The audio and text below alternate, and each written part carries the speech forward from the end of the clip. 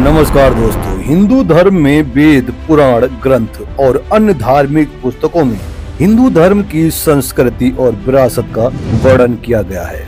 इन वेद पुराणों में जीवन जीने की पद्धति समेत धर्म अधर्म को लेकर उपदेश दिए गए हैं। दोस्तों, रामायण महाभारत जैसे महाकाव्यों में कई पौराणिक कथाओं का, कई पौराणिक कहानियों का जिक्र किया गया है। रामायण में वर्णित श्री राम, लक्ष्मण, माता सीता और हनुमान जी समेत सभी पात्रों को तो आप भली बात जानते होंगे, लेकिन यहाँ एक सत्य छुपाया गया। हमें बताया गया कि राजा दशरथ की 4 संतानें थी और काफी लंबे समय के बाद इन 4 पुत्रों की प्राप्ति हुई। लेकिन क्या आप जानते हैं, भगवान श्री राम की एक बहन भी थी। शायद बहुत कम लोग ही इसके बारे में जानते होंगे। तो चलिए जानते हैं भगवान श्री राम की बहन कौन थी। दोस्तों, भगवान श्री राम की बड़ी बहन का नाम शांता था। शांता राजा दशरथ और रानी कौशल्या की पहली संतान थी। पुराणों के मुताबिक शांता बुद्धिमान थी और कई कामों में निपुण थी। हालांकि रामायण में शांता का जिक्र बहुत कम मिलता है या मिलता ही नहीं। ऐसा माना जाता है कि रानी कौशल्या की बहन वर्षिणी की कोई संतान नहीं थी, इसलिए राजा दशरथ ने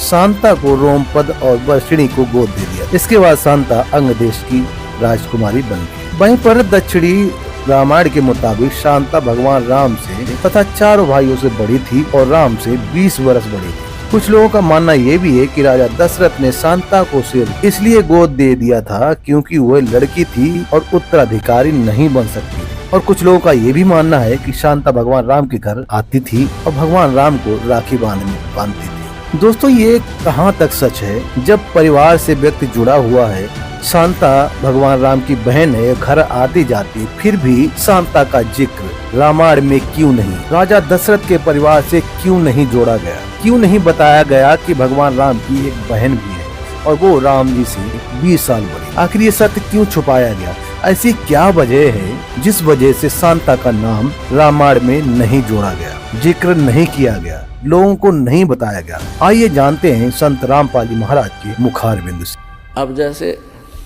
प्रसंग चल रहा है, एक श्रृंगी ऋषि था। उसने ऐसी ये अमृत क्रिया सिद्ध करके और पूरे शरीर को साध लिया जैसा वो सोच रहे थे। और फिर क्या करता था, वो सारे दिन में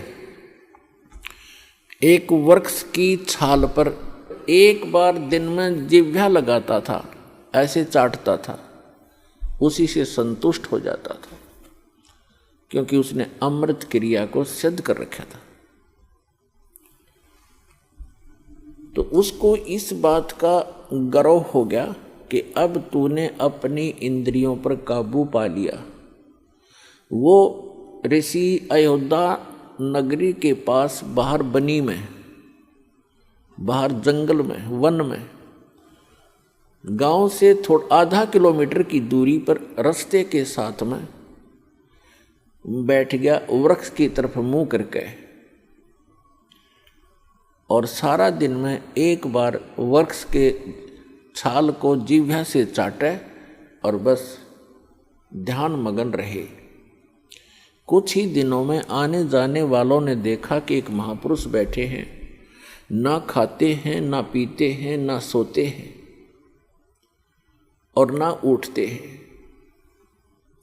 आसपास पूरी नगरी अयोध्या के लिए एक बहुत बड़े जो है अचंभे की बात थी। नगर के लोग देखने जाने लगे, सारा दिन बैठे रहते थे, सारी रात बैठे रहते थे। जब उनको पक्का यकीन हो गया कि सचमुच महापुरुष के ये तो भगवान से मिल चुका है, सारे नगर में तहलका मच गया। राजा दशरथ तक बात गई।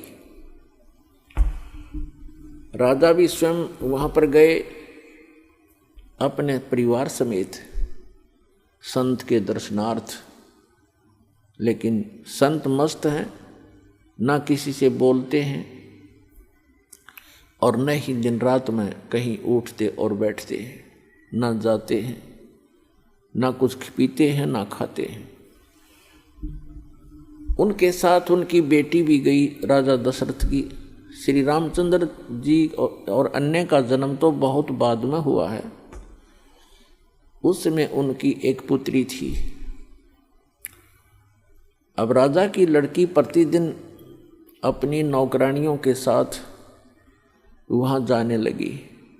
उसने किसी वैद्य को बुलाकर पूछा किसी व्यक्ति से कि ये ऋषि बात करे तब बात बने, कोई आशीर्वाद प्राप्त करें हम। तो एक वैद्य ने बताया कि जहाँ ये जिह्वा से चाटता है वहाँ पर मधु का लेप कर दिया जाए, यानी शहद लगा दिया जाए। अगले दिन उस राजा की लड़की दशरथ की बेटी ने ऐसा ही करवा दिया। जहाँ वो जिह्वा लगाता था वहाँ शहद लेप दिया थोड़ा सा। पहले दिन एक बार जिह्वा लगाता था पहले वो, उस दिन उसने 2-3 बार चाटा को स्वादिष्ट लगा। अगले दिन तो कुछ ज़्यादा लगा दिया तो और ज़्यादा चाटा। धीरे धीरे उसका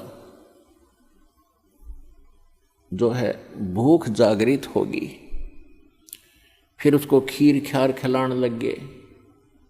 कुछ दिन के बाद वो हलवा पूरी खाने लग गया। अपने पिता की आज्ञा लेकर लड़की ने कहा कि ऐसे महापुरुष को पिताजी घर ले चलते हैं। राजा दशरथ ने उनको गुरु धारण कर लिया। श्रृंगी ऋषि युवा थे, अपने घर पर रख लिए और उन्हीं की देख रेख में, उन्हीं की आज्ञा से पुत्र प्राप्ति के लिए एक अनुष्ठान की तैयारी की। और उससे पहले वही श्रृंगी ऋषि दशरथ की पुत्री बेटी को लेकर चंपत हो गया। तो पुण्यात्माओं, परमात्मा कहते हैं मन के मते न चालियो, ये मन है पक्का दूत, और ले डोबे दरिया में जा हाथ से छूट। विकार मरे मत जानियो, जो भूबल में आग। जैसे ये साधु संत ऋषि वेदों और गीता के अनुसार साधना करके इनको ये भ्रम हो गया था कि हमने विकारों का नाश कर लिया। तो परमात्मा कहते हैं विकार मरे मत जानियो। जैसे अग्नि का अंगारा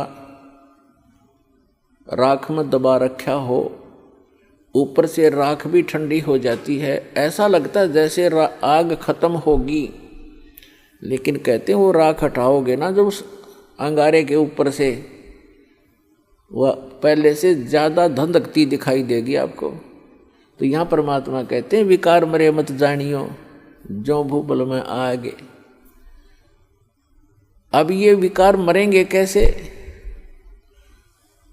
वो क्रिया वही हैं, लेकिन उनके अंदर जैसे श्वास उश्वास की क्रिया क्या चीज़ है,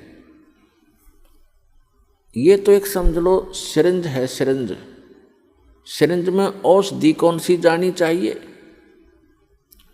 उस औषधि से रोग नाश होता है। सिरिंज के अंदर अन्य औषधि डालकर वैसी ही क्रिया करने से, इंजेक्शन लगाने से रोग नाश नहीं होगा जब तक उस रोग नाश की सही औषधि प्रयोग नहीं की जाएगी। तो अब इस दास के पास वो औषधि है सतनाम की, श्वास उश्वास के सिमरण है, और ये सिमरण से ही आपका मन भी काबू होगा, आपके विकार भी नाश होंगे। परमात्मा कहते हैं इस मानव शरीर के अंदर इतना जो है विकार ग्रस्त है, ये ऐसे ढंग से इसकी कंस्ट्रक्शन है, इसमें ये तो आशा करना ही नहीं कि ये पूर्ण रूप से स्वस्थ हो जाएगा और इसमें कोई विकार नहीं रहेगा। ये तो पैदा ही विकारों से हुआ है। लेकिन इस भक्ति से, सत साधना से ये विकार ऐसे जकड़ दिए जाएंगे, ऐसे बांध दिए जाएंगे कि फिर ये हानि नहीं करेंगे। जैसे कोई पशु है और वो ऐसे फूंफा करता है, मार देता है, सींगों से मार देता, तो उसको बांध दिया जाता है टाइट रस्से तक। अब वो रस्से से इतना टाइट बांध दिया गया है कि वो हानि नहीं कर सकता, फूंफा कर सकता है, लेकिन की सीमा बना दी। तो परमात्मा की इस भक्ति से, परमात्मा के इस ज्ञान से, सत साधना से इन विकारों को ऐसे बांध दिया जाएगा कि ये मन फूंफा करने की चेष्टा करेगा, लेकिन इस तत्व ज्ञान रूपी रस्सा इसको जकड़ देगा और ये भक्ति की कमाई इसको दबा देगी।